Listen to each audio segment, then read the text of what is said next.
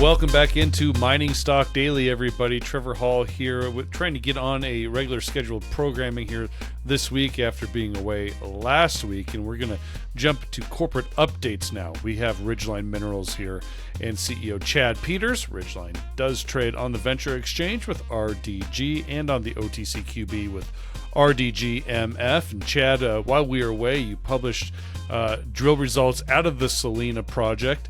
I think there was 2 or 3 holes that you reported in this news release. Let's talk about really the results of this, what you're seeing thus far, and then talk about how those high priority drills are still in the works. Yeah, absolutely. So we put out 2 holes from the start of the program. So it's about the plan is a 5-hole, 3,000 meter program, and these were just the first 2 holes. So these holes in particular, holes 47 and 48, they were focused on confirming historic RC holes that were drilled in 2021 that returned nice thick intercepts of oxide, gold, and silver. We materially upgraded both of those drill holes by drilling between them with hole 47. Highlight was 61 meters of about 175 grams silver equivalent, or to break it down, you're looking at 69 grams silver, 0.4 grams per ton gold, and about 2% lead zinc combined. So this is incredibly shallow. It's near surface, and it really helps support our belief that there is continued potential for an open pit scenario here at Selena in the future as part of the kind of discovery that's being made. What was great is hole 48 then stepped out on that up dip and again hit the same zone where it was expected and had up to high grade intervals of 0.9 meters of 720 grams silver, 12% lead zinc combined, and again about 0.4 grams per ton gold. So we hit both wide intercepts of oxide, low grade, open pitable potential, and we hit narrow high grade as well. So we were pretty excited with the first step. Chad, why was it important to go back with the core drill and replicate these holes drilled prior with RC? Yeah, and the good thing is this hole isn't really I wouldn't say this hole is a twin, right? These 2 holes were 100 meters apart. We drilled smack between the 2 of them. So it's still 50 meters between each old RC hole. This isn't just us going and drilling a director's special and saying, oh, what do you know? We hit some more stuff. This reason being is we know that we can hit considerably higher grades by drilling the core. Mm-hmm. There's a lot of clays in this mineralized zone, especially in the oxides. And what our drilling showed us in 2022 was that we saw 2 to 3x increase in grades when we drilled core. That has held true. Here we've upgraded considerably, especially in the base metals. And in high grade intervals, you do see that kind of 2, 3, even 4 times higher grades in silver, lead, and zinc when you drill the core versus the RC. And it's just a more consistent way of taking a sample. And in these really broken up rocks that are really clay rich, when you go in with an RC rig, it just breaks everything apart, doesn't collect the sample the way you'd like, and you end up getting dilution. So. Mm-hmm. The priority though is to really test at depth here, and you're testing for stacked mineralization beneath this Upper Chinchilla zone, and you and I have discussed that in the last couple months here. Those are coming from hole 49 and 50 that are testing that thesis here. So give us an update of where those 2 holes are now. Yeah, so hole 49 is in progress. It's at 2,100 feet right now, and we're hoping to take the hole to, as deep as 24 or 2,500, depending on what we see. The reason that we're taking these holes deeper is we're about a half kilometer west of holes 47 and 48. We're drilling directly beneath the highest grade intercepts we ever drilled, which was in 2022, in kind of the core of the Chinchilla zone in hole 45.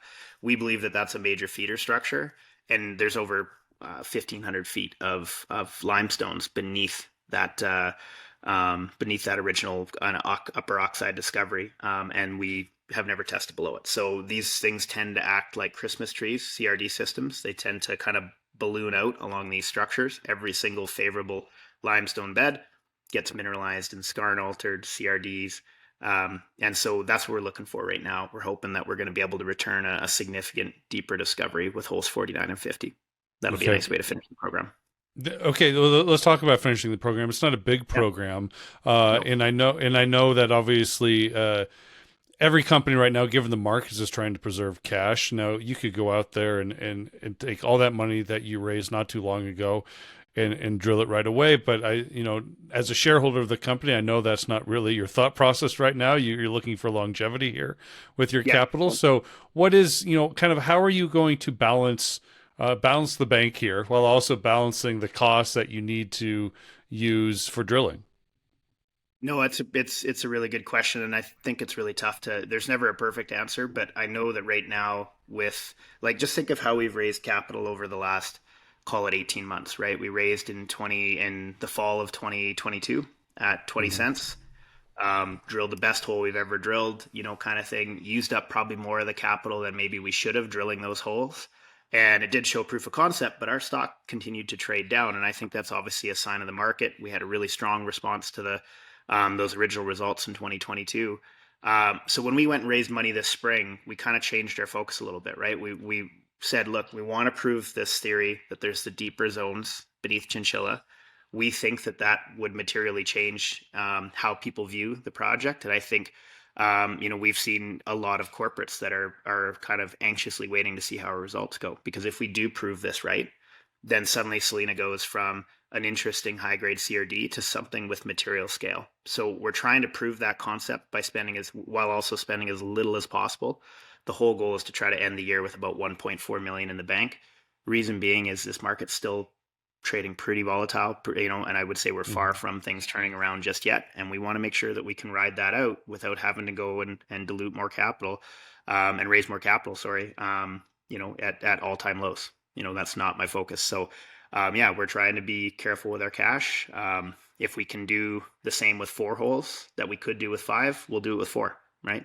So the whole point being is this is very much a proof of concept program, and if we can prove that these deeper zones are there, then yes, we're going to need to eventually raise materially more, and whether that's through partnerships, strategic investments, or a straight private placement, we haven't decided that yet. And what I don't want to do is be forced into making that decision too early. So Yeah. having the cash in the bank is what allows us to be flexible and do what's best for the shareholders. And I'm I'm the biggest shareholder of the company, the best.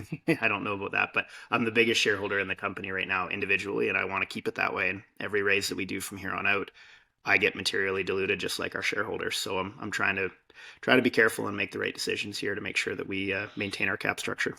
Yeah. Well, one step at a time. I mean, let's. Test this deeper Yeah. limits of that. Of that structure here. Prove that out, and then we can. I would say you and your shareholders, including myself, we can have kind of figure out what's next after that. But there continues to be work. Obviously, Selena is the flagship Yep. project of Ridgeline, but you also have a number of JVs with Nevada Gold Mines, with Swift, and also Carlin East.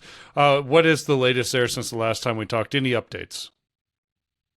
Yeah, and I'm so happy that we optioned Swift back in 2021 because I've been chatting with the Barrick folks, or NGM, sorry, recently. They're still on their first hole, which they started. I believe we Wow. announced it in July, right? So, like, put that in perspective. When we talk about drilling being difficult, Nevada being expensive, they are still drilling their first drill hole right now. So we're hoping that we're going to see some hopeful fireworks come out of that. That's a really, really, like, our team's really excited about where that hole was placed. It's kind of right in the middle of all the right structures, the gold system, all that drilling that they've done up to now, the 5 million that NGM has spent.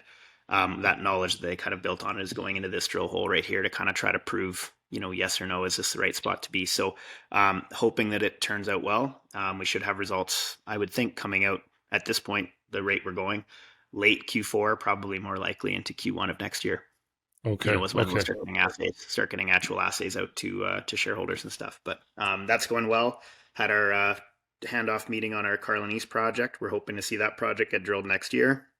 I think that's what we're trying to really do is, yes, Selena's our flagship. We're trying to be careful with our cash, but I'm trying to layer as many opportunities as we can for the company, right? So, Swift, Carlin East, Big Blue is getting a lot of interest.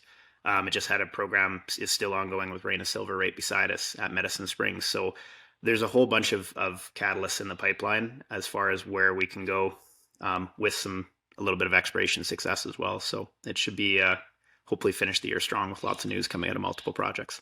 Do you plan any work on Big Blue for the remainder of the year? So we're actually reprocessing our geophysics right now. And then we're doing a lot of field work, a lot of mapping, prospecting, trying to understand the alteration, I guess you could say the bigger alteration halo at the project. So while we're working on the Selena Project, the guys are going out there on slow days and also working on Big Blue. So I don't expect any material spending on Big Blue through the end of the year, and we'll redo our budget next year with hopefully a bit more of a focus on exploration there as well. Okay, very good. Give us a sense. I mean, you got your thumb on the pulse of Nevada exploration. And that's one thing I enjoy about you is you actually live where you work. So give us a sense of, general ideas of where Nevada is right now with exploration work, and if you're seeing a lot of activity yet. It's tough. You've seen a lot of, just obviously with how rough the markets are, you're seeing a lot of orphan companies right now. So there's a lot of well-run exploration companies that have resources in place, usually oxide, low grade, 500,000 ounce things in Nevada. And those folks are really struggling right now because just with the sentiment, right? People are really only looking for moonshots or sure things, right? And everything in between is boring and slow. And I don't think it's getting a lot of excitement right now, which is, I wouldn't say is the fault of any one of these groups, right? It's just the position we're in. What I'm hearing from drilling companies, which are usually kind of like you said, the pulse, they're actually kind of the canary in the coal mine for Nevada. You hear that exploration companies saying, "Oh, everything's great," but I'm hearing multiple drilling companies are talking actively of doing layoffs. Right, so if those groups are laying people off, things are not all right. Right, because not only then does that mean you're seeing a reduction in spending with the majors, who are the bread and butter for all these drilling companies, but that's now trickling down into the juniors. Because if the majors give up a rig, usually a junior company will snap it up, right? They'll say, "Oh, I'll do a drill program." But you're not seeing that happen right now. So I think there is cracks starting to show. And I think part of the problem is all of those juniors are doing the same thing as me. They're trying to preserve capital, make sure they can ride out this ugly market. And so they're not putting high risk dollars, the last of their treasury into spending when they don't think they're going to be rewarded in the market. So yeah, I think you're starting to see things start to really slow down. That sounds pretty recessionary as far as, industrial services are concerned. Yeah, you're definitely seeing a major slowdown, and those groups are usually pretty quick about seeing where the market's heading and reacting accordingly. So yeah, they're kind of the front line of if you're seeing drilling companies and stuff starting to lay people off, it probably means that you're going to see a massive slowdown in 2024 as far as exploration. And that's an opportunity for a group like us. If we can find a way to, see our stock perform, prove that story at Selena, we're going to raise cash and we can be nimble. We can acquire new projects. We can advance our own assets. So I see it as an opportunity because I think we can do that. Yeah. But I think we're still in an ugly time. Yeah. All right. That's very interesting. We'll be following that. Chad, thanks so much for your time and best of luck on the ground. We look forward to catching up with you after these next two holes at the Chinchilla zone are out. And, what's timeline? What do you think time frame? Like, November, December? Yeah, I'm definitely going to have a drilling update once the program is complete. So that'll probably be in, like the second week of November. And then we'll follow up with assays hopefully late November and into early December.